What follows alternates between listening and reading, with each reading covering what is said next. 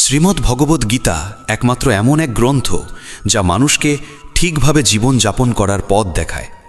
গীতা আমাদের জীবন, ধর্ম, কর্ম ও প্রেমের গভীর শিক্ষায় শিক্ষিত করে। শ্রীমদ্ ভগবদ্ গীতার জ্ঞান শুধু এই মানব জীবনের জন্যে নয়, মৃত্যুর পরের জীবনকেও আলোকিত করে। গীতা একটি পরিপূর্ণ জীবন দর্শন এবং যে এর অনুসরণ করে সে সর্বোত্তম ব্যক্তি হয়ে ওঠে। গীতায় মোট 18টি অধ্যায় ও 700টি শ্লোক রয়েছে, যা সকলের পক্ষে পড়ে শেষ করা কিছুটা কঠিন। তাই আজকের এই বিশেষ কথোপকথনে আমরা গীতার 100টি গভীরতম বাণীর আলোচনা করব, যেগুলি শুনলে আপনি শ্রীমদ্ ভগবদ্ গীতার প্রকৃত তাৎপর্য বুঝতে পারবেন। এই ভাবনাগুলিকে প্রতিদিন রাতে শোবার আগে শুনলে জীবনে এক নতুন আলোকপ্রাপ্তি ঘটবে। ভগবান শ্রীকৃষ্ণ বলেন, ঠিক যেভাবে অন্ধকারে আলোর একটি প্রদীপ ঝলকে ওঠে, সেই রকম সত্যেও আপন সৌন্দর্যে জ্বলজ্বল করে।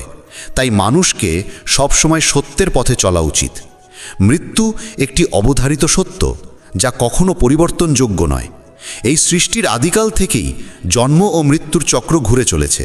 যেমন মানুষ পুরনো পোশাক ছেড়ে নতুন পরিধান করে, ঠিক তেমন আত্মাও পুরনো জীর্ণ শরীর ত্যাগ করে নতুন শরীরে আবির্ভূত হয়।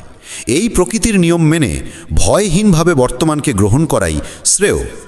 যিনি জ্ঞানী তিনি না তো মৃত্যুকে নিয়ে শোক করেন, না জীবিতকে নিয়ে উদ্বিগ্ন হন, কারণ তিনি জানেন যে মৃত্যু মানেই পুনর্জন্ম, আর জীবন মানেই একদিন মৃত্যু অবশ্যম্ভাবী। কর্মই সর্বোচ্চ ধর্ম। শ্রীকৃষ্ণ বলেন, মানুষ জন্মগ্রহণ করে শুধুমাত্র কর্ম করার জন্যে, এবং কর্ম না করে কেউ থাকতে পারে না। তাই ফলাফল নিয়ে চিন্তা না করে শুধু নিজের কর্তব্য পালন করাই শ্রেষ্ঠ পথ। রাগ মানুষকে ধ্বংসের দিকে নিয়ে যায়। রাগে মন অস্থির হয় এবং ক্রোধে মানুষ কখনো কখনো নিজেরই ক্ষতি করে ফেলে। তাই যতই রাগ হোক না কেন, নিজেকে সংযত রাখতে শেখা উচিত। আজ যেটা তোমার আছে, কাল সেটা অন্য কারো হবে, আর পরশু আরেকজনের হবে।